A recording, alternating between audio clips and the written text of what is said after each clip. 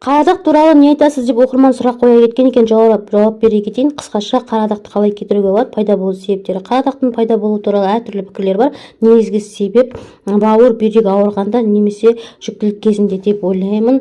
Қарадақтан арылуға сыртқы қолданыстағы кремдер немесе халықтық шаралардан бөлек сіздің ішкі ағзаңызды керексіз, қажетсіз қалдықтардан тазалау өте керемет нәтиже береді. Майлы нәрселер жеуге болмайды. Одан кейін күннің көзінен қорғанып, барынша SPF кремдер жағып жүру қажет. Қарадақтан құтылудың денсаулыққа ешқандай зиянсыз 1-2 тәсілін айта кетейін. Бірінші тәсілі тұз ваннасы. Теңіз тұзы немесе ас тұзын бір келісін ыстық ваннаға сеуіп, дене температурасы болғанға дейін күтіп 15 минут жату. Бұл процедураны 10 рет күн ара жасау керек. Тағы бір әдісі, беттегі дақты кетіру үшін лимон пайдалануға болады. Күнделікті таңертең лимонның жартысын қабығымен ашқарынға жеп, осылайша күнделікті әдетке айналдырсаңыз, лимон сіздің бүйрегіңізге құм төгіп, несеп арқылы сыртқа шығарып, сіздің бетіңіз тазарады. Тағы бір тәсілі, қиярдан жасалған әртүрлі маскалар жасап, бетіңізге